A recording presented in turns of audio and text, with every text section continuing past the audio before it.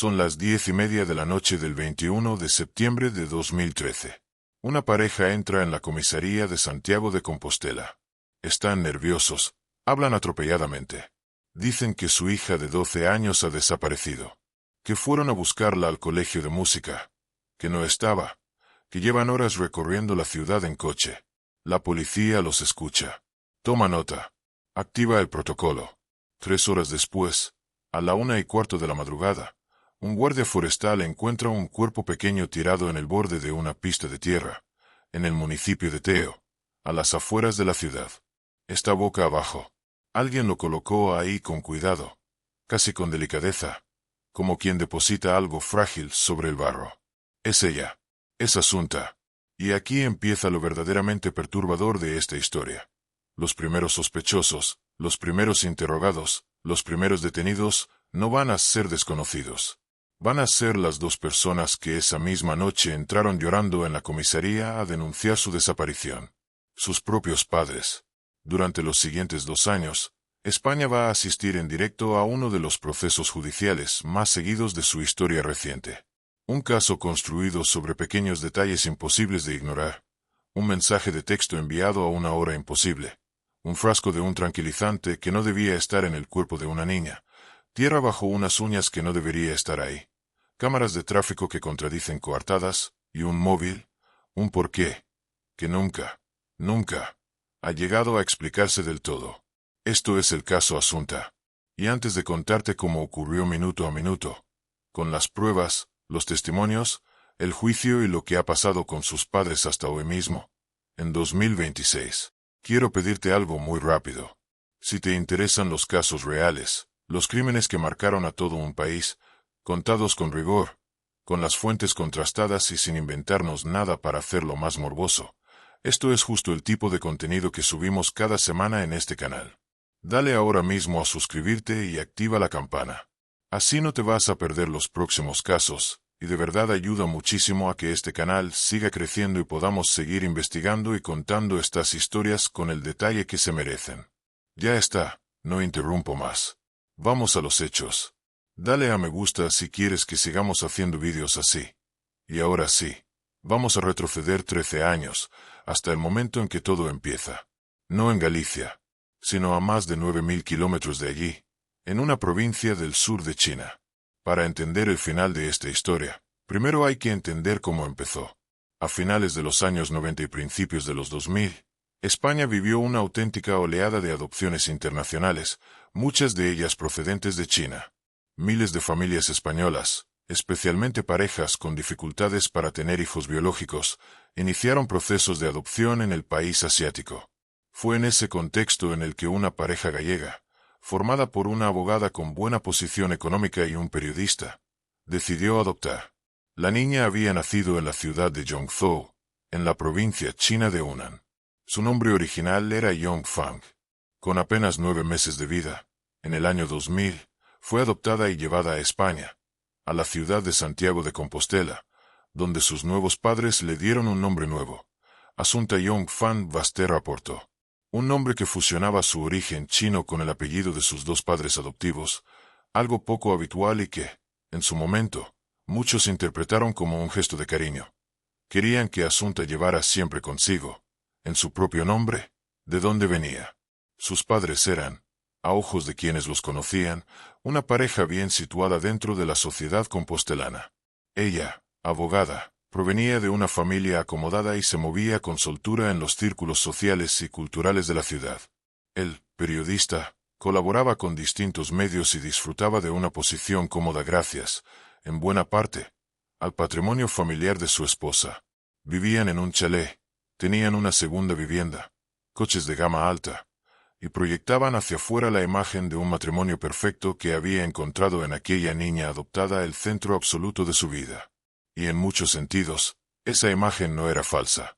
Asunta creció en un entorno de exigencia y estímulo constante. Aprendió a tocar el violín. Practicó ballet. Estudiaba inglés y francés además de español y gallego. Sacaba, año tras año, notas sobresalientes. Era una niña educada, tranquila, algo introvertida, y según coincidían profesores y compañeros, extraordinariamente responsable para su edad.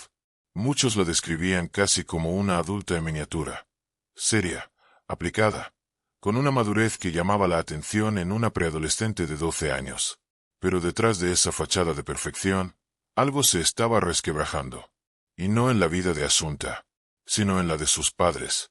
Para el verano de 2013, el matrimonio llevaba tiempo roto. No de forma oficial todavía, pero sí en la práctica. Habían pasado por procesos de terapia de pareja, por reconciliaciones fallidas y por una separación de hecho que ambos, de cara al exterior, intentaban disimular. Continuaban compartiendo la custodia de Asunta, alternando su convivencia entre distintos domicilios, y seguían apareciendo juntos en actos sociales cuando la ocasión lo requería. Pero puertas adentro, la relación se había convertido en un campo de batalla. Discusiones constantes, reproches cruzados, y una tensión económica que, contrariamente a la imagen de bienestar que proyectaban, empezaba a asfixiarlos. El patrimonio familiar, antaño generoso, se había ido reduciendo con los años, entre gastos elevados, inversiones fallidas y un nivel de vida que no siempre se correspondía con los ingresos reales de la pareja.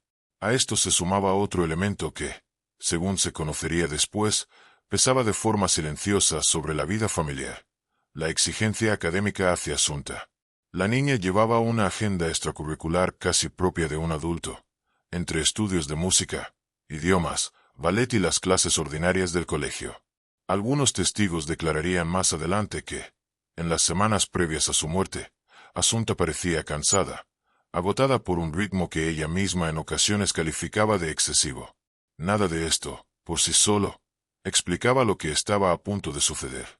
Pero todos estos elementos, la crisis matrimonial, la presión económica, el desgaste emocional dentro del hogar, formarían después parte del rompecabezas que Fiscalía y acusación intentarían reconstruir ante el jurado. La pregunta de qué pudo llevar a unos padres a hacerle daño a la hija que, en teoría, era el centro de sus vidas. Pero antes de llegar a los motivos, hay que llegar a los hechos. Y los hechos empiezan una tarde de sábado de septiembre, aparentemente tranquila, en la que Asunta salió de casa con su madre y nunca regresó con vida.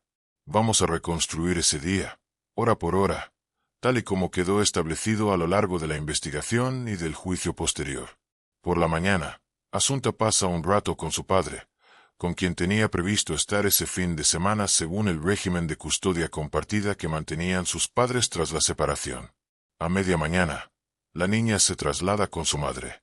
Es su madre quien, según la versión que ambos padres mantendrían después ante la policía, se hace cargo de ella durante la tarde. Sobre las 4 de la tarde, de acuerdo con lo que después determinaría la autopsia, Asunta muere por asfixia. La franja horaria establecida por los forenses sitúa el fallecimiento entre las 4 y las 8 de la tarde de ese mismo sábado.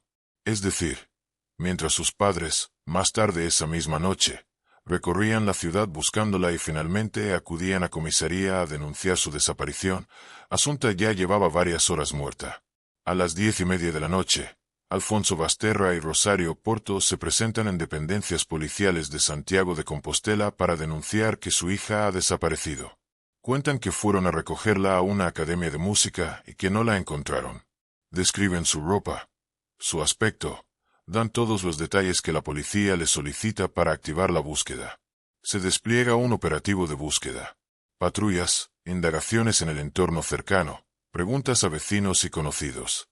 A la 1:15 de la madrugada del domingo, 22 de septiembre, un guardia forestal que circula por una pista de tierra en el municipio de Teo, muy cerca de Santiago, localiza un cuerpo tendido junto al camino.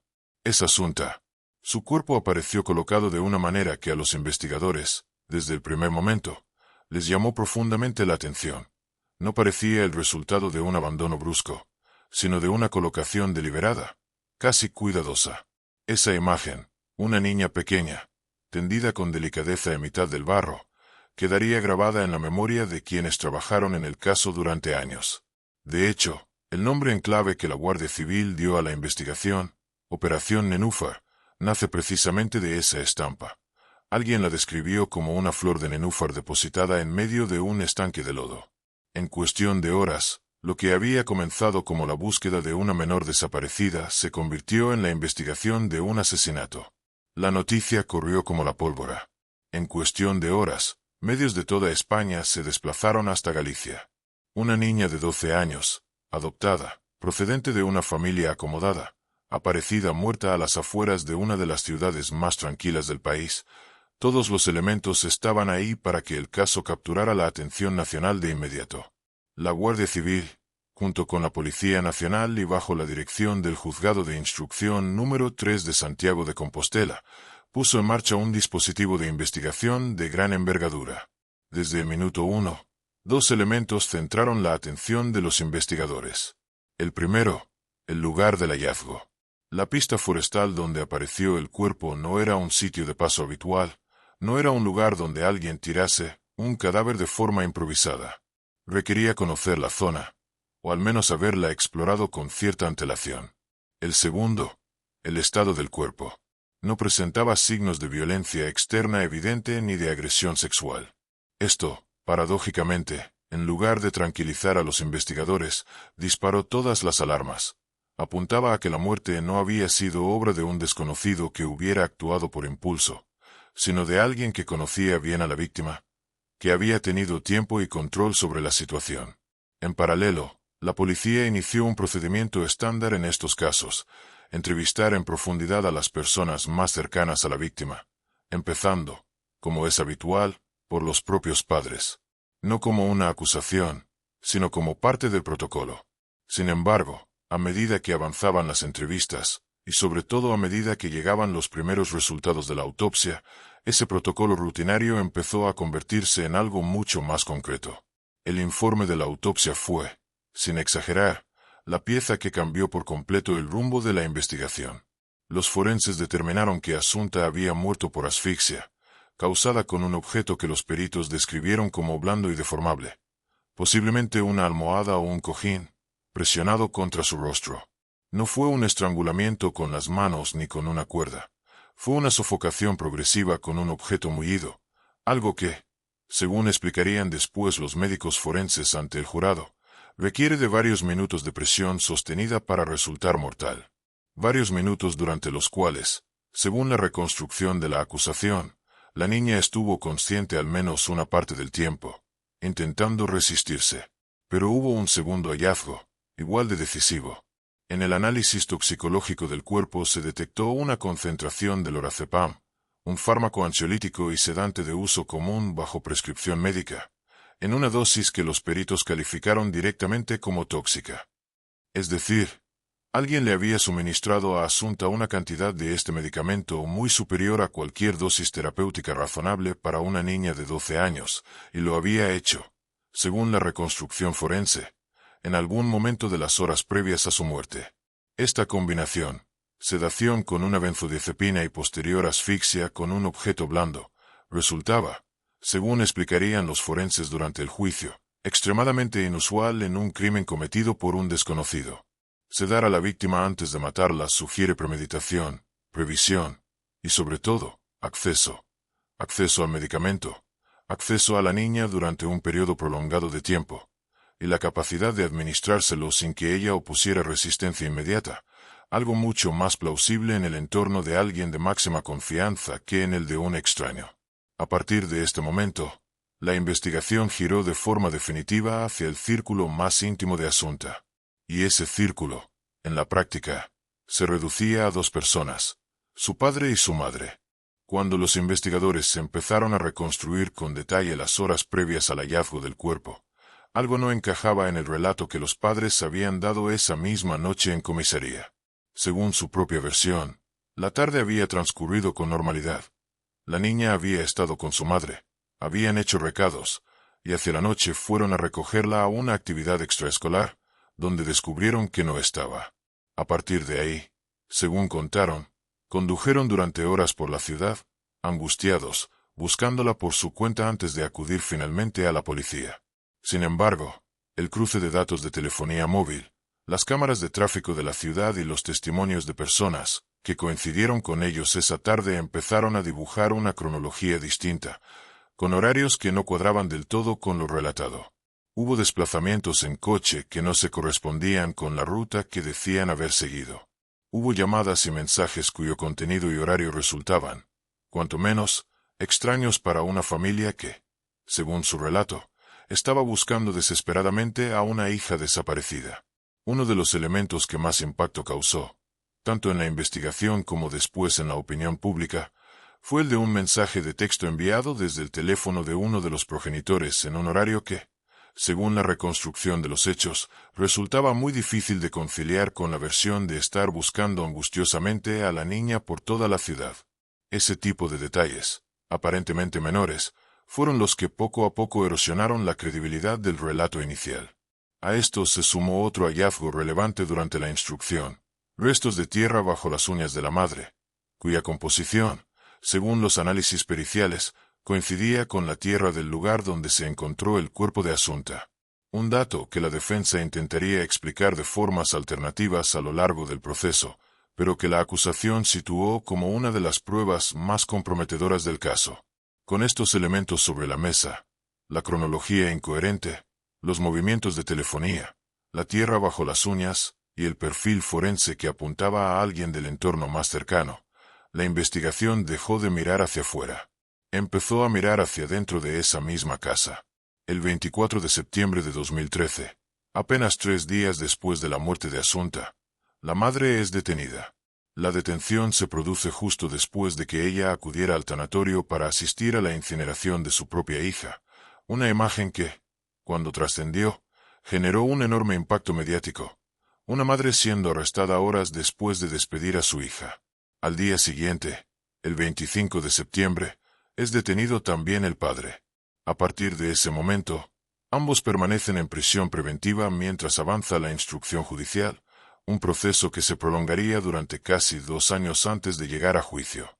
Durante todo ese tiempo, ambos mantuvieron su inocencia, cada uno con versiones que, según avanzaba la instrucción, tendían a distanciarse cada vez más entre sí, en lugar de reforzarse mutuamente como coartada.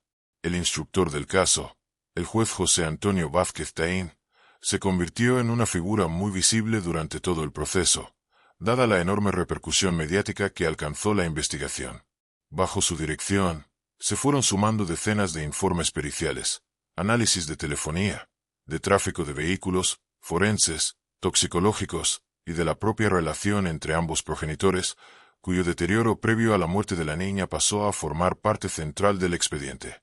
La instrucción, en sí misma, fue larga y compleja, marcada por una cobertura mediática constante, filtraciones a la prensa, y un enorme interés público que convirtió el caso en un fenómeno más allá de lo estrictamente judicial. Para cuando el proceso llegó finalmente a juicio, en septiembre de 2015, España entera seguía el caso con una atención que pocos procesos judiciales han conseguido igualar. El juicio comenzó en septiembre de 2015 en la Audiencia Provincial de A Coruña, ante un jurado popular. Durante semanas, decenas de testigos, peritos y profesionales desfilaron por la sala: forenses, agentes de la Guardia Civil, profesores de Asunta, vecinos, amigos de la pareja, y los propios acusados. La fiscalía sostuvo una tesis concreta, que fue la madre quien materialmente asfixió a la niña, y que el padre actuó como cooperador necesario, es decir, que participó de forma decisiva en el plan y en su ejecución, aunque no fuera su mano la que causara la muerte de forma directa. Bajo esta calificación jurídica, ambos se enfrentaban a la misma pena, al considerarse su grado de responsabilidad equivalente ante la ley, independientemente de quien ejerciera la acción física final. Entre las pruebas más debatidas en el juicio estuvieron los informes de telefonía móvil, que situaban los teléfonos de ambos progenitores en determinados puntos de la ciudad a horas que no coincidían con las versiones que habían dado inicialmente. Los informes toxicológicos sobre la presencia del lorazepam en el organismo de la menor, y el debate pericial sobre cómo y cuándo pudo habérsele suministrado. El informe sobre los restos de tierra bajo las uñas de la madre, y su compatibilidad con la localizada en el lugar del hallazgo del cuerpo. Los testimonios de profesores y personas del entorno escolar de Asunta, que hablaron sobre su comportamiento y estado de ánimo en las semanas previas a su muerte, incluyendo referencias a comentarios de la propia niña sobre su rutina y su cansancio. y las propias declaraciones de los acusados, que mantuvieron discrepancias notables en varios puntos clave de su relato sobre esa tarde y esa noche. Uno de los aspectos que el jurado tuvo que valorar es que, pese a todo el material probatorio acumulado, la Fiscalía nunca llegó a establecer con total certeza un móvil claro y único para el crimen. No hubo una confesión. No hubo una explicación definitiva sobre el porqué. Y ese vacío es, hasta el día de hoy, uno de los elementos que más ha alimentado la fascinación pública, y también la controversia, en torno a este caso. La defensa de ambos acusados, por su parte, insistió durante todo el proceso en la existencia de dudas razonables, alternativas a la interpretación de la tierra bajo las uñas, otras posibles explicaciones para los movimientos de telefonía, y la ausencia de una confesión o de un testigo directo del crimen. Sostuvieron que se trataba de una acusación construida enteramente sobre indicios, por sólidos que estos parecieran, y pidieron la absolución. Tras varias semanas de vista oral, el jurado popular se retiró a deliberar. La deliberación se prolongó a lo largo de 4 jornadas, un tiempo considerable que reflejaba la complejidad y la enorme responsabilidad de la decisión que tenían entre manos. Finalmente, el jurado declaró, por unanimidad, culpables a ambos padres del asesinato de su hija Asunta. 2 semanas después de conocerse el veredicto, la Audiencia Provincial de A Coruña dictó sentencia formal: 18 años de prisión para cada uno de los 2 progenitores, por un delito de asesinato con la agravante de parentesco. Además de la pena de prisión, se les impuso la inhabilitación especial para el ejercicio de la patria potestad durante ese mismo periodo, y el pago de las costas del proceso. Ambos condenados recurrieron la sentencia. Sus abogados presentaron recurso ante el Tribunal Superior de Justicia de Galicia, que desestimó las alegaciones y confirmó íntegramente la condena. No conformes, llevaron el caso hasta el Tribunal Supremo, que en el año 2016 confirmó de manera definitiva la pena de 18 años de prisión para cada uno de ellos. La sentencia, eso sí, dejó un espacio que nunca llegó a llenarse del todo.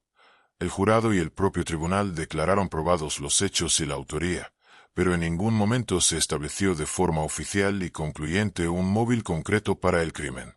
Esa ausencia de una explicación definitiva sobre el por qué alimentó, ya desde entonces, todo tipo de hipótesis en la prensa y en la opinión pública, desde la teoría de una crisis relacionada con el rendimiento académico de la niña, hasta especulaciones vinculadas a la ruptura matrimonial, pasando por teorías sobre la presión económica y social que atravesaba la familia. Ninguna de ellas, sin embargo, llegó a probarse judicialmente como el motivo real. El caso se cerró judicialmente con una autoría establecida, pero con un misterio de fondo que nunca se resolvió del todo. Antes de continuar, una advertencia. Esta parte de la historia trata temas relacionados con el suicidio. Si a ti o a alguien cercano os afecta este tema, os dejamos al final del vídeo información de apoyo. Tras la confirmación de la condena, ambos progenitores ingresaron en centros penitenciarios distintos para cumplir su pena. Rosario Porto, la madre, atravesó durante los años siguientes un deterioro psicológico severo, documentado en varios episodios dentro de prisión. En febrero de 2017, tras conocer que iba a ser trasladada a otro centro penitenciario, fue encontrada inconsciente tras la ingesta de una acumulación de somníferos y tuvo que ser hospitalizada. Fue su primer intento documentado de quitarse la vida en prisión. En noviembre de 2018, ya en un nuevo centro, protagonizó un segundo intento. Fue encontrada colgándose en las duchas con un cordón, y solo la aparición imprevista de otra reclusa evitó un desenlace fatal en ese momento. Tras ese episodio, ingresó en la enfermería del centro penitenciario por una depresión profunda, y a lo largo de su reclusión llegó a aplicársele el protocolo de prevención de suicidios hasta en 6 ocasiones distintas. En marzo de 2020 fue trasladada a la prisión de mujeres de Brieva, en Ávila, un traslado que ella misma no aceptó de buen grado. Meses después, el 18 de noviembre de 2020, fue encontrada ahorcada en su celda, utilizando el cinturón de su propia bata. Tenía 50 años. Los funcionarios descubrieron lo ocurrido al no presentarse ella al recuento matinal. Rosario Porto nunca llegó a reconocer su participación en la muerte de su hija. Mantuvo su versión de inocencia hasta el final. Sus restos descansan hoy en el cementerio de Santiago de Compostela, junto a las cenizas de la propia Asunta. Con su muerte, se perdió también, probablemente para siempre, cualquier posibilidad de que alguna vez se conociera de primera mano qué fue exactamente lo que ocurrió esa tarde de septiembre. Y sobre todo, ¿por qué? Recordatorio breve en pantalla al final de este bloque. Si tú o alguien que conoces está pasando por un momento difícil, existen líneas de ayuda especializadas y profesionales dispuestos a escuchar. No estás solo. Alfonso Basterra, a día de hoy, sigue con vida y sigue cumpliendo condena. Es, desde la muerte de Rosario Porto en 2020, la única persona viva que conoce, en teoría, todos los detalles de lo que ocurrió aquella tarde de septiembre de 2013. Y sin embargo, hasta el momento, ha mantenido siempre la misma postura. Se declara inocente. Durante sus primeros años en prisión, cumplió condena en el centro penitenciario de Teixeiro, en la provincia de A Coruña. Cumplió la cuarta parte de su condena en 2018, un umbral que en el sistema penitenciario español habilita, en principio, la posibilidad de solicitar ciertos beneficios, como los permisos de salida. Sin embargo, no lo solicitó de inmediato. Según explicaría después, esperaba una revisión judicial que reconociera lo que él consideraba un error judicial en su condena. Esa revisión nunca llegó. En 2023, ya solicitó formalmente acceder a un permiso penitenciario, pero le fue denegado. Los informes técnicos señalaron entonces la ausencia de reconocimiento de los hechos, la falta de muestras de arrepentimiento, y la enorme repercusión social del crimen como factores que jugaban en su contra. Mientras tanto, desde la cárcel, Basterra escribió una novela. Se titula Cito, y salió publicada en enero de 2026. Es una historia de amor ambientada en un pueblo de Castilla y León en los años 40, un relato que él mismo dedicó a la memoria de su hija Asunta, aunque el libro, según explicó la propia editorial, no trata directamente sobre el caso ni sobre su vida en prisión.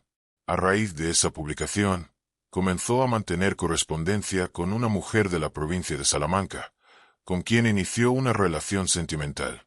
Poco después, solicitó y consiguió el traslado al centro penitenciario de Topas, en Salamanca, para estar más cerca de ella. Y aquí llegamos a la actualidad más reciente del caso. A finales de marzo de 2026, más de 12 años después de su ingreso en prisión, un juzgado de vigilancia penitenciaria autorizó a Alfonso Basterra su primer permiso de salida. 4 días fuera de la cárcel, bajo determinadas condiciones, entre ellas facilitar una dirección donde alojarse y presentarse ante la policía más cercana durante ese periodo. Es importante subrayar que esto no es una excarcelación, ni una libertad condicional. Se trata de un permiso ordinario, contemplado por la ley como parte del proceso de reinserción, tras el cual el interno debe regresar a prisión para seguir cumpliendo su pena. Esta decisión no estuvo exenta de polémica. La propia Junta de Tratamiento de la Prisión de Topas había emitido un informe desfavorable a la concesión de ese permiso, alegando que Basterra continúa sin reconocer los hechos por los que fue condenado y que se niega a participar en los programas de tratamiento que se le ofrecen, elementos que dificultan valorar su evolución de cara a una futura reinserción. Fue el juez de vigilancia penitenciaria quien, en contra de ese criterio técnico, autorizó igualmente el permiso. La Fiscalía de Salamanca recurrió esa decisión, argumentando que la concesión resultaba, en sus propias palabras, prematura e injustificada, dado que el cumplimiento total de la condena no está previsto hasta septiembre de 2031. A día de hoy, el recurso de la Fiscalía sigue su curso, y la situación penitenciaria de Alfonso Basterra continúa siendo, como el resto del caso, objeto de un intenso seguimiento mediático en España. Para entender mejor el punto de partida de esta historia, merece la pena detenerse un momento en el fenómeno de las adopciones internacionales en España durante los años en los que Asunta llegó al país. Entre finales de los años 90 y mediados de la década de 2000, España se convirtió en uno de los principales países receptores de adopciones internacionales del mundo, solo por detrás de Estados Unidos en algunos años concretos. China fue, durante buena parte de ese periodo, uno de los orígenes más habituales, junto con países como Rusia, Etiopía o distintas naciones de Latinoamérica. Este fenómeno respondía a varios factores combinados: un aumento notable de parejas con dificultades de fertilidad, una legislación española relativamente favorable a la adopción internacional en aquellos años, y la existencia de acuerdos bilaterales y convenios internacionales, como el Convenio de La Haya, que regulaban y facilitaban estos procesos entre países. Miles de familias españolas, como la de Asunta, iniciaron procesos de adopción en China durante esos años, procesos que solían implicar largos trámites burocráticos, viajes al país de origen, y una preparación psicológica y social previa a través de entidades colaboradoras autorizadas por las administraciones autonómicas. En la gran mayoría de los casos, estas adopciones dieron lugar a historias familiares completamente normales y felices, con niños y niñas que crecieron integrados en sus nuevas familias sin ningún tipo de problema.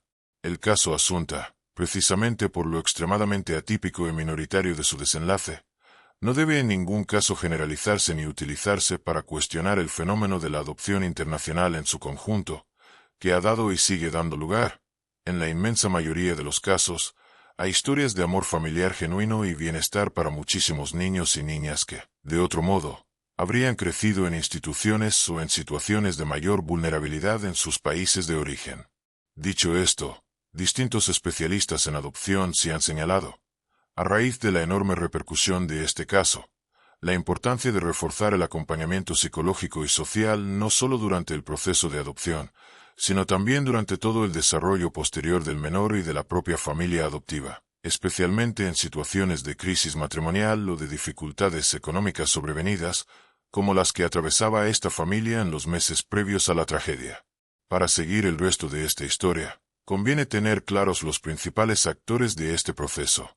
El juez instructor, José Antonio Vázquez Taín, fue el magistrado que dirigió la instrucción del caso desde el primer momento, coordinando el trabajo de Guardia Civil y Policía Nacional bajo el nombre en clave de Operación Nenúfar. Su gestión del caso, y su exposición pública casi constante durante los 2 años de instrucción, lo convirtieron en una figura muy conocida en España, y él mismo ha seguido hablando del caso públicamente en los años posteriores, incluso después de dictarse la sentencia firme. La Fiscalía sostuvo desde el principio la tesis de la participación conjunta de ambos progenitores, con la madre como autora material de la asfixia y el padre como cooperador necesario del plan. La acusación popular. La asociación Clara Campoamor se personó como acusación popular en el proceso, y llegó a solicitar la pena máxima posible, 20 años de prisión, frente a los 18 años que finalmente pidió la Fiscalía y que terminó imponiendo el tribunal. Las defensas. Cada uno de los progenitores contó con su propio equipo de abogados, que mantuvieron durante todo el proceso, y durante los años posteriores a la sentencia firme, la tesis de la inocencia de sus clientes, insistiendo en que la condena se sostenía sobre indicios y no sobre pruebas directas o una confesión. El jurado popular, formado por ciudadanos anónimos, fue el encargado de valorar toda la prueba practicada durante el juicio y de emitir el veredicto de culpabilidad, por unanimidad, tras 4 jornadas de deliberación. Y, por supuesto, los testigos, profesores de Asunta, personal de las actividades extraescolares a las que acudía, vecinos, amigos de la pareja, y decenas de peritos en telefonía, criminalística, medicina forense y toxicología, cuyos informes técnicos terminaron siendo la columna vertebral de todo el proceso. Uno de los aspectos más interesantes del caso Asunta, desde un punto de vista puramente de investigación criminal, es que no existió ni un arma tradicional, ni una confesión, ni un testigo presencial del crimen. Todo el edificio acusatorio se construyó a partir de prueba indiciaria, múltiples piezas de información que, por separado, podrían tener explicaciones alternativas, pero que juntas, según sostuvo la Fiscalía y terminó aceptando el jurado, dibujaban un único escenario posible. La reconstrucción de movimientos a través de la telefonía móvil fue una de las herramientas centrales. Cada teléfono, al conectarse a distintas antenas repetidoras según se desplaza, deja un rastro que permite a los investigadores reconstruir, con un margen de error relativamente pequeño, por donde se ha movido una persona a lo largo del día. Cruzando estos datos con las horas declaradas por los propios acusados sobre sus desplazamientos esa tarde y esa noche, los investigadores detectaron discrepancias relevantes entre lo que decían haber hecho y lo que, según los datos técnicos, parecía haber ocurrido en realidad. A esto se sumaron las cámaras de tráfico de la ciudad, que permitieron rastrear el paso de determinados vehículos por ciertos puntos concretos a horas específicas, ayudando a corroborar, o a contradecir, partes del relato de los acusados. Y luego estaba la prueba física. La tierra bajo las uñas, cuya composición mineral fue analizada y comparada con muestras tomadas en el lugar donde se encontró el cuerpo.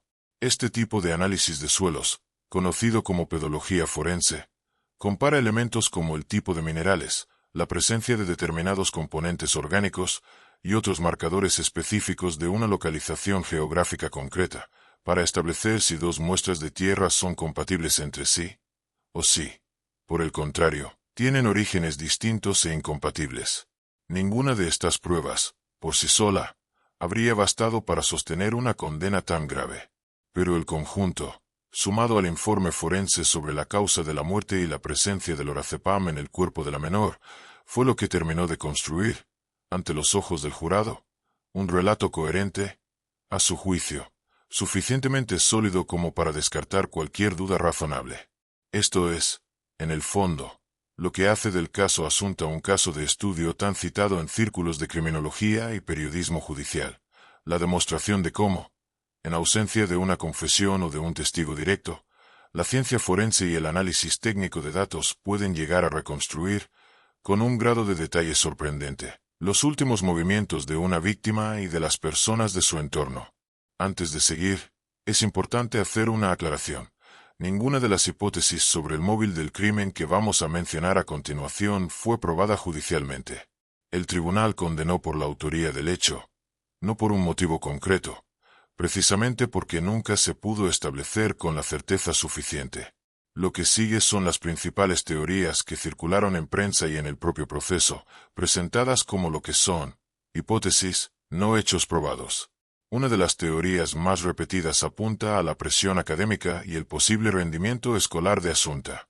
Se especuló con que la niña podría haber comunicado a sus padres, en las semanas o días previos, alguna dificultad relacionada con sus estudios o con la carga de actividades extraescolares, y que esto pudiera haber generado una reacción desproporcionada dentro de una familia con expectativas muy altas hacia ella. Esta teoría nunca llegó a sustentarse con pruebas concluyentes durante el juicio.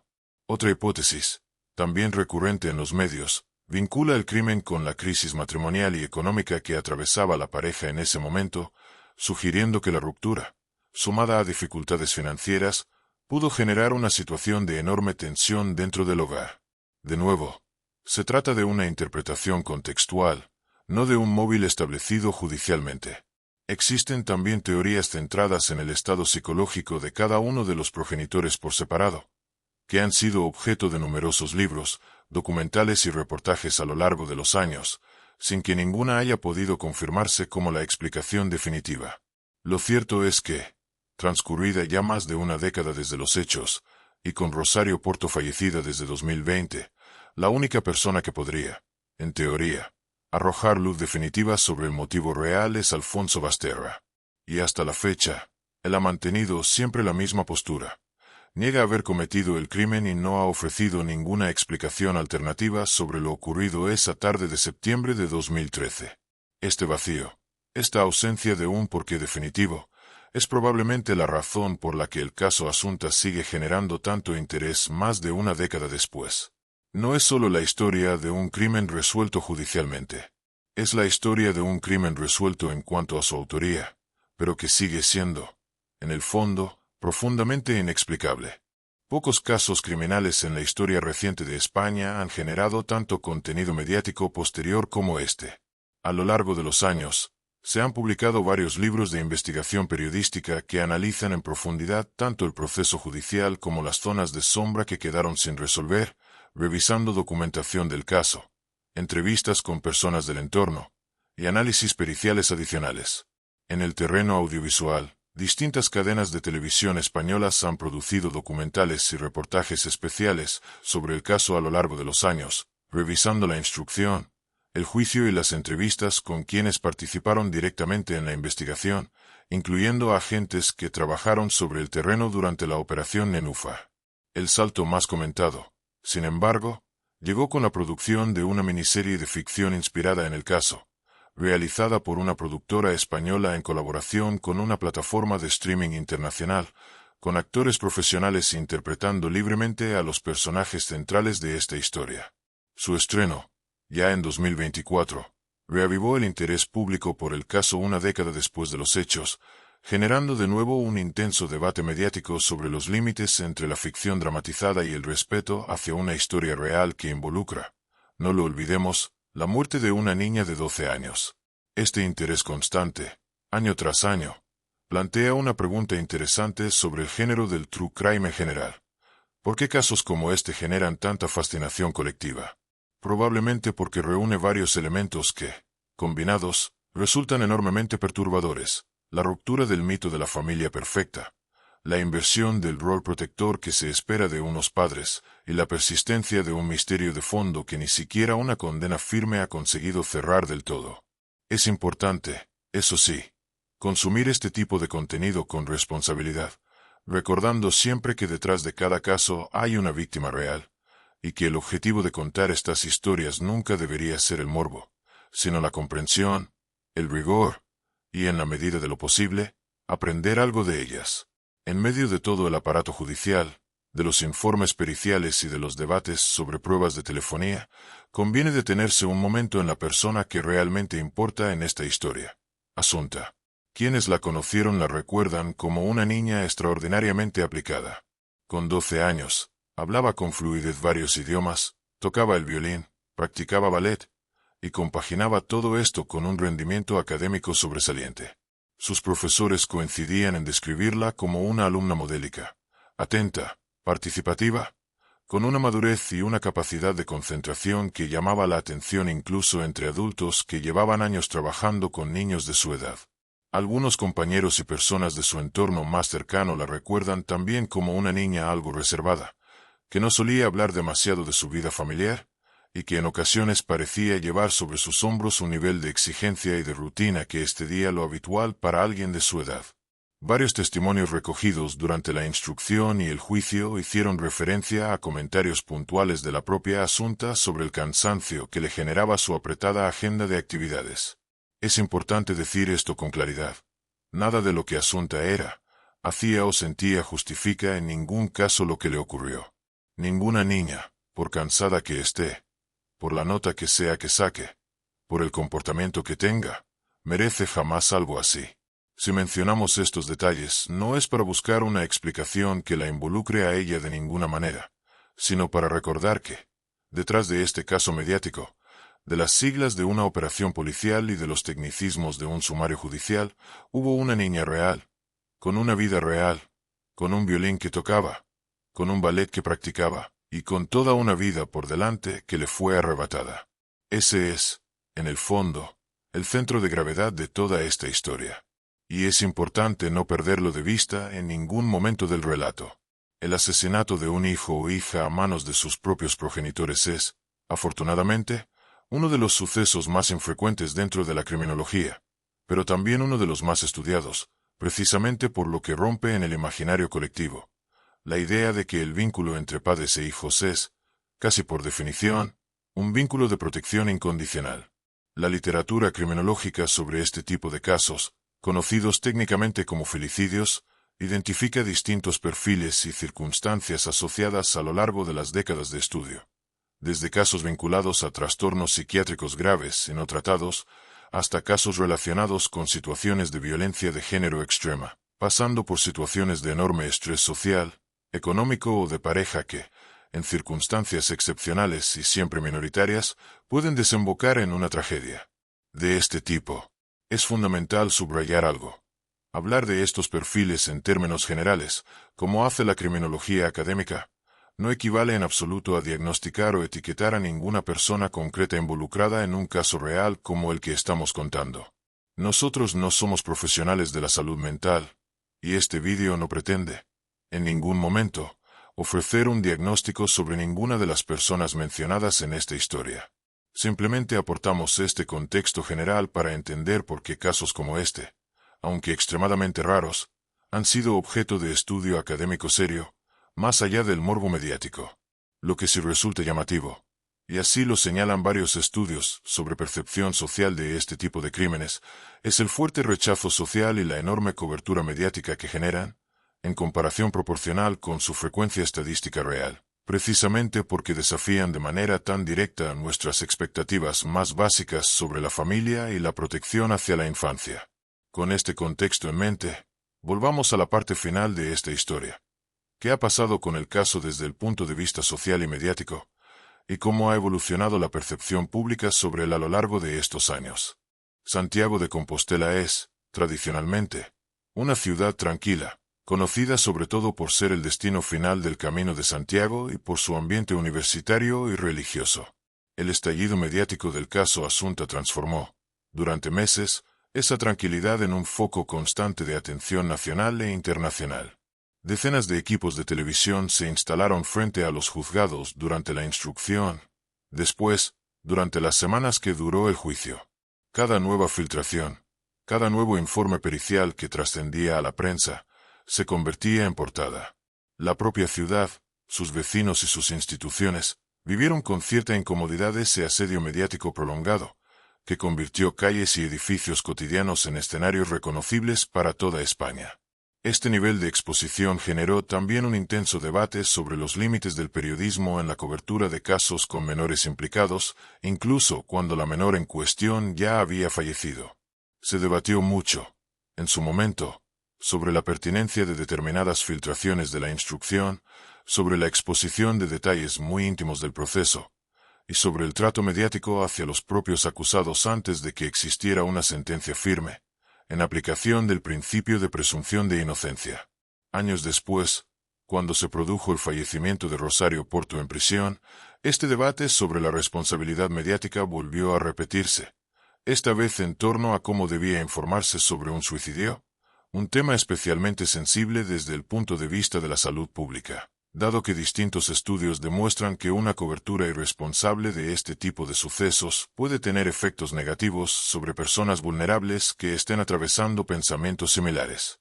Distintos análisis periodísticos posteriores señalaron carencias en cómo varios medios, incluidas agencias de noticias de referencia, relataron ese suceso, detallando métodos e intentos previos de una manera que las guías de buenas prácticas en la materia desaconsejan expresamente.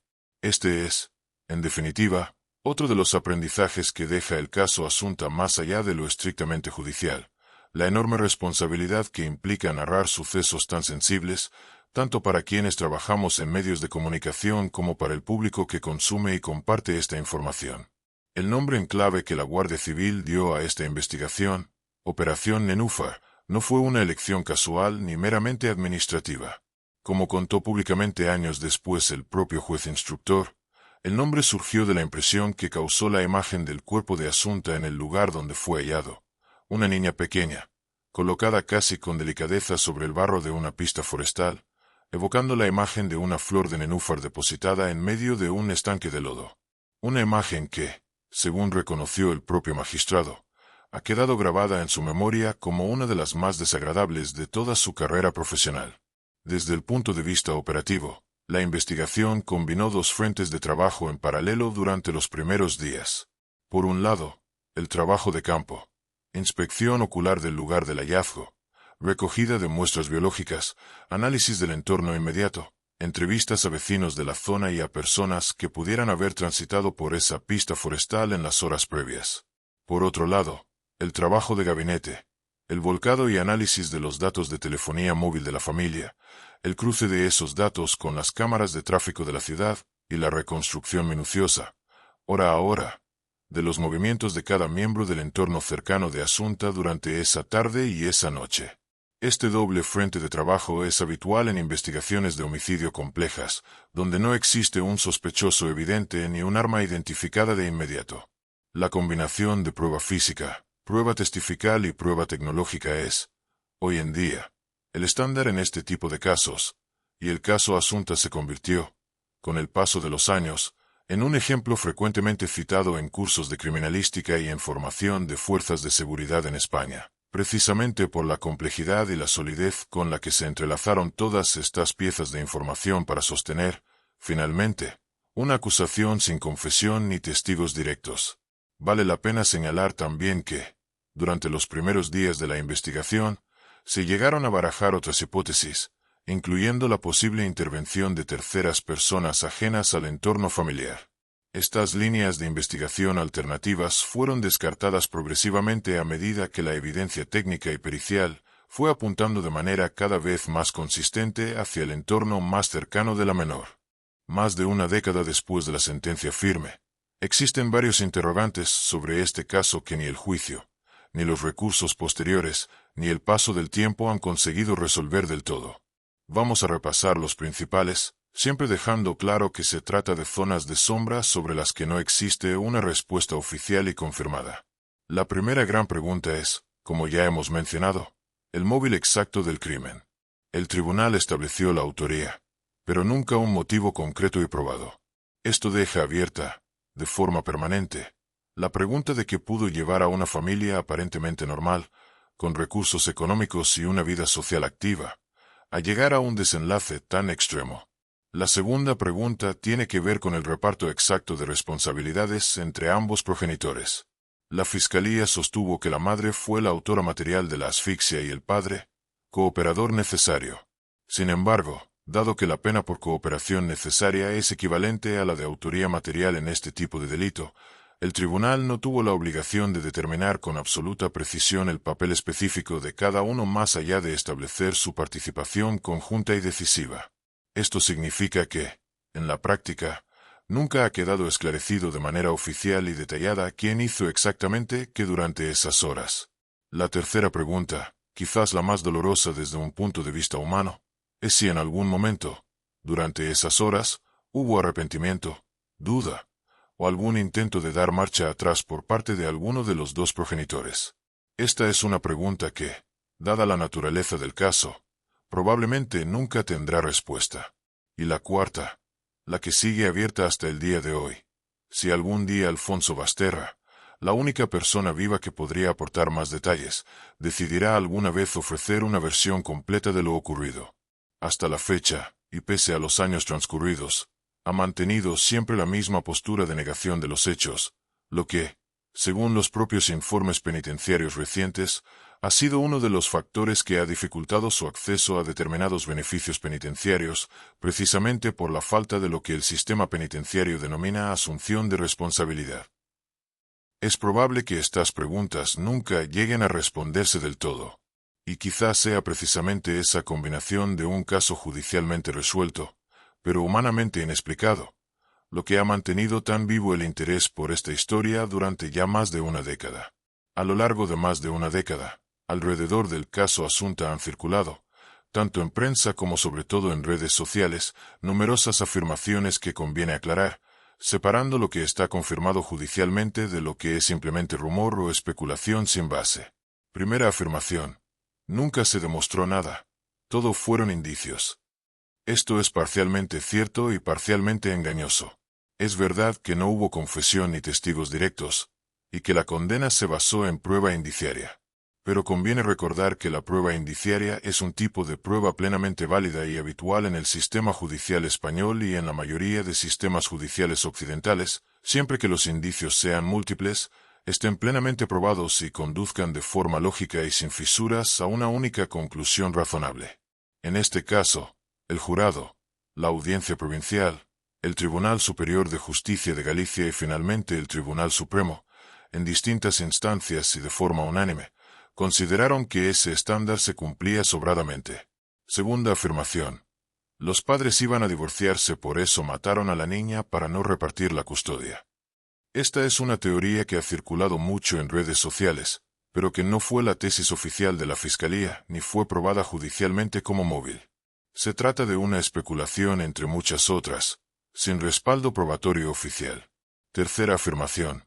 El caso sigue abierto y podría reabrirse. Esto es falso. El caso cuenta con sentencia firme desde 2016, confirmada en todas las instancias posibles, incluido el Tribunal Supremo. Lo que sí continúa activo es la ejecución de la pena de Alfonso Basterra, es decir, su situación penitenciaria, sus posibles permisos y su futura libertad condicional, pero eso no equivale, en ningún caso, a que el caso judicial en sí mismo esté abierto en el sentido de que pudiera investigarse de nuevo o revisarse la autoría. Cuarta afirmación. ¿Fue un asesino en serie o alguien externó a la familia el verdadero autor? Esta teoría, aunque ha circulado en algunos foros y documentales sensacionalistas, no tiene ningún respaldo en la instrucción judicial ni en las pruebas periciales practicadas, que apuntaron de forma consistente y sostenida hacia el entorno familiar más cercano. Es importante, como espectadores de contenido de True Crime, desarrollar cierto sentido crítico frente a este tipo de teorías virales, y acudir siempre, en la medida de lo posible, a las fuentes judiciales oficiales y al trabajo de periodistas especializados que han cubierto el caso con rigor a lo largo de los años. Más allá de la tragedia personal que representa, el caso Asunta ha dejado también una huella en distintos ámbitos profesionales en España. En el terreno de la investigación criminal, se ha convertido en un caso de referencia y de estudio habitual en academias de policía y guardia civil, y en facultades de criminología, precisamente por la complejidad técnica de la prueba indiciaria que se logró articular: telefonía, pedología forense, toxicología y análisis de comportamiento post-crimen, todo combinado en una única investigación. En el terreno judicial, el caso reavivó el debate, ya existente en España desde la implantación del jurado popular en los años 90, sobre la capacidad de ciudadanos sin formación jurídica para valorar adecuadamente prueba pericial de alta complejidad técnica, como los informes de telefonía o los análisis toxicológicos. Este debate sigue vigente hoy en día en el contexto de otros procesos judiciales mediáticos. En el terreno periodístico, como ya hemos comentado, el caso, y especialmente el posterior suicidio de Rosario Porto en prisión, obligó a una reflexión seria dentro de los propios medios de comunicación sobre cómo informar de sucesos delicados relacionados con el suicidio, siguiendo las recomendaciones de organismos de salud pública para evitar el llamado efecto contagio en personas vulnerables. Y en el terreno social, el caso puso sobre la mesa preguntas incómodas sobre la presión que, en ocasiones, ciertas familias trasladan a sus hijos e hijas en materia de rendimiento académico y extraescolar, y sobre la importancia de que instituciones educativas y servicios sociales estén atentos a señales de alarma en el entorno familiar de menores, más allá de las apariencias externas de bienestar y normalidad. 13 años después de aquella tarde de septiembre de 2013, el caso Asunta sigue siendo, en definitiva, mucho más que un titular de sucesos. Es un caso que ha dejado enseñanzas en el ámbito policial, judicial, mediático y social, y que continúa generando debate cada vez que hay novedades, como las que hemos repasado hoy sobre la situación penitenciaria de Alfonso Basterra. Antes de cerrar este documental, vamos a repasar de forma resumida toda la línea temporal del caso Asunta, desde el principio hasta la actualidad, para que quede perfectamente ordenada en tu cabeza. Año 2000. Una niña nacida en Yongzhou, China, con 9 meses de vida, es adoptada por un matrimonio de Santiago de Compostela y pasa a llamarse Asunta Young Fan Basterra Porto. Años 2000 a 2013. Asunta crece en un entorno de exigencia académica y extraescolar, mientras el matrimonio de sus padres adoptivos atraviesa, en los últimos años, una crisis creciente, tanto personal como económica. 21 de septiembre de 2013, por la tarde. Según la autopsia, Asunta muere por asfixia, entre las 4 y las 8 de la tarde. 21 de septiembre de 2013, 10:30 de la noche. Sus padres denuncian su desaparición ante la policía en Santiago de Compostela. 22 de septiembre de 2013, 1:15 de la madrugada. Se localiza el cuerpo de Asunta en una pista forestal del municipio de Teo. Arranca la operación en Ufa. Días siguientes. La autopsia revela asfixia con un objeto blando y una dosis tóxica de lorazepam en el organismo de la menor. 24 de septiembre de 2013. Detención de la madre, Rosario Porto, tras asistir a la incineración de su hija. 25 de septiembre de 2013. Detención del padre, Alfonso Basterra. 2013 a 2015. Instrucción judicial del caso bajo la dirección del juez José Antonio Vázquez Taín, con un seguimiento mediático constante. Septiembre de 2015. Comienza el juicio ante un jurado popular en la Audiencia Provincial de A Coruña. Octubre de 2015. Tras 4 jornadas de deliberación, el jurado declara, por unanimidad, culpables a ambos progenitores. Noviembre de 2015. La Audiencia Provincial de A Coruña dicta sentencia: 18 años de prisión para cada uno, por asesinato con agravante de parentesco. 2016. El Tribunal Superior de Justicia de Galicia, posteriormente, el Tribunal Supremo, confirman de forma definitiva la condena. Febrero de 2017. Primer intento de suicidio de Rosario Porto en prisión. Noviembre de 2018. Segundo intento de suicidio de Rosario Porto en prisión. Marzo de 2020. Rosario Porto es trasladada a la prisión de Brieva, en Ávila. 18 de noviembre de 2020. Rosario Porto es hallada muerta en su celda, tras quitarse la vida. 2023. Alfonso Basterra solicita por primera vez un permiso penitenciario, que le es denegado. Abril de 2024. Se estrena una miniserie de ficción inspirada en el caso, producida en España para una plataforma de streaming internacional. Enero de 2026. Alfonso Basterra publica desde prisión su primera novela, dedicada a la memoria de su hija. Marzo de 2026. Un juzgado de vigilancia penitenciaria autoriza a Alfonso Basterra su primer permiso de salida de prisión, de 4 días, decisión recurrida por la Fiscalía de Salamanca. Septiembre de 2031. Fecha prevista, salvo cambios, para el cumplimiento total de la condena de Alfonso Basterra. 13 años después de los hechos, este es el estado actual del caso que sigue conmocionando a toda España. Hay historias que contamos porque son entretenidas. Y hay historias que contamos porque, aunque sean difíciles de digerir, nos obligan a mirar de frente algunas de las partes más incómodas de la naturaleza humana. El caso Asunta pertenece, sin ninguna duda, a esta segunda categoría. No es un relato cómodo. No tiene un final que reconforte. Tiene una condena firme. Sí, pero no tiene una explicación completa. Tiene un culpable identificado, la madre ya fallecida y el padre todavía en prisión, pero no tiene un porqué que nos permita cerrar del todo esta historia y quedarnos tranquilos pensando que la hemos entendido. Y quizás esa es la lección más importante que deja este caso. Que a veces la justicia puede establecer con toda certeza quién hizo algo, sin que eso signifique que lleguemos jamás a comprender por completo el motivo. Que el sistema judicial está diseñado para determinar responsabilidades, no necesariamente para satisfacer nuestra necesidad humana de encontrarle sentido a lo insensato. Lo único que queda claro, más allá de cualquier informe pericial, de cualquier prueba de telefonía o de cualquier análisis toxicológico, es que una niña de 12 años, que tocaba el violín, que practicaba ballet, que hablaba varios idiomas y que tenía toda una vida por delante, no llegó a cumplir los 13 años. Y eso, pase lo que pase con los recursos penitenciarios, con los permisos de salida o con las novelas escritas desde la cárcel, es lo que nunca debería quedar en un segundo plano al hablar de este caso. 13 años después, la casa donde vivió Asunta, la academia de música a la que acudía, la pista forestal de Teo donde apareció su cuerpo, siguen ahí, como cualquier otro rincón de Galicia. Lo único que ha cambiado es que, para quien conoce esta historia, esos lugares ya nunca volverán a ser del todo anónimos. Se han convertido, para bien o para mal, en parte de la memoria colectiva de un país entero, como recordatorio silencioso de que la protección de la infancia nunca debería darse por sentada, ni siquiera dentro de los hogares que, a ojos de fuera, parecen más estables y más seguros. Gracias por acompañarnos hasta el final de este documental.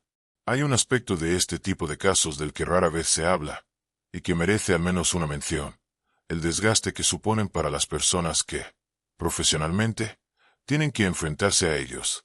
El propio juez instructor reconoció públicamente, años después, que encontrarse con el cadáver de una menor es una de las experiencias más duras que puede vivir alguien dedicado a la instrucción de causas penales, y que, pese a ello, la exigencia del cargo obliga a centrarse de inmediato en el trabajo técnico, acordonar la zona, preservar la escena, iniciar el levantamiento del cadáver y activar todos los protocolos correspondientes, dejando el impacto emocional para después. Lo mismo puede decirse de los agentes de la Guardia Civil y la Policía Nacional que participaron en la Operación Nenúfar, de los médicos forenses que realizaron la autopsia, y del personal médico y judicial que tuvo que tratar directamente con una familia rota por la pérdida de una hija, sin saber en ese momento que, en realidad, estaban entrevistando a los principales sospechosos del crimen. Este tipo de trabajo, el de investigar la muerte violenta de un menor, tiene un coste psicológico documentado y estudiado dentro de la propia profesión policial y judicial, y cada vez más cuerpos de seguridad en España cuentan con protocolos de apoyo psicológico específico para quienes participan en investigaciones de este tipo. Es un recordatorio de que, detrás de cada expediente, de cada informe pericial y de cada titular de prensa, hay también personas reales trabajando, con sus propios límites emocionales, para intentar hacer justicia. Antes del cierre definitivo, te dejamos un par de preguntas para el debate, que puedes responder en los comentarios. ¿Crees que la prueba indiciaria, sin confesión ni testigos directos, es suficiente para sostener una condena de esta gravedad? ¿O consideras que, en ausencia de una explicación clara del motivo, siempre debería quedar un margen mayor de duda? Y, sobre la situación actual de Alfonso Basterra, ¿te parece razonable que, más de una década después, empiece a acceder a permisos penitenciarios pese a no reconocer los hechos por los que fue condenado? ¿O crees que la falta de ese reconocimiento debería impedir, por sí sola, cualquier tipo de beneficio penitenciario, al margen del tiempo cumplido? Nos encantaría leer tu opinión, siempre con respeto, más abajo en los comentarios. Este ha sido el caso Asunta, contado de principio a fin, con los hechos verificados, las pruebas que se presentaron en el juicio, y las últimas novedades sobre la situación penitenciaria de Alfonso Basterra, actualizadas a día de hoy. Si has llegado hasta aquí, significa que te interesan los casos reales contados con rigor, sin sensacionalismo barato y sin inventarnos absolutamente nada. Eso es exactamente lo que hacemos en este canal, semana tras semana. Así que, si te ha gustado este documental, dale like, déjanos en los comentarios qué otro caso te gustaría que analizáramos con este mismo nivel de detalle.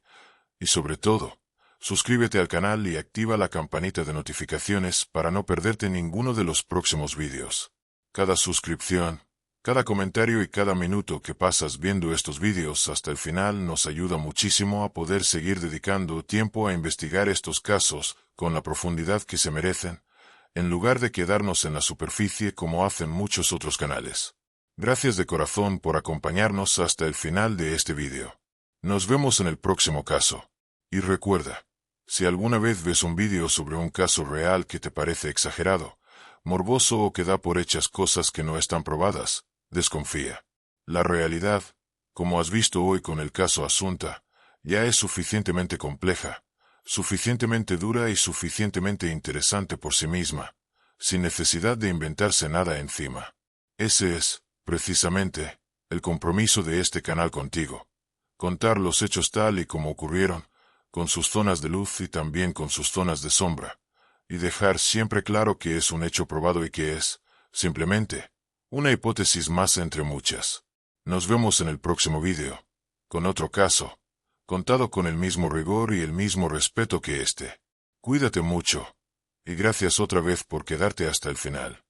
Si este caso te ha dejado con ganas de profundizar todavía más, existen hoy en día varios libros de investigación periodística centrados específicamente en revisar la instrucción, el juicio y los puntos oscuros que quedaron sin resolver, además de reportajes especializados publicados por medios de referencia en España a lo largo de estos 13 años. También puedes consultar las hemerotecas de los principales diarios gallegos y nacionales, que cubrieron el proceso día a día durante la instrucción y el juicio, así como los autos y sentencias públicas dictados por la Audiencia Provincial de A Coruña, el Tribunal Superior de Justicia de Galicia y el Tribunal Supremo, que están recogidos en bases de datos jurídicas de acceso público. Como siempre, te recomendamos acudir a fuentes contrastadas y evitar dar por buenas teorías que circulan sin ningún respaldo documental, por muy virales que se hayan vuelto en redes sociales. Con esto, cerramos definitivamente este documental sobre el caso Asunta.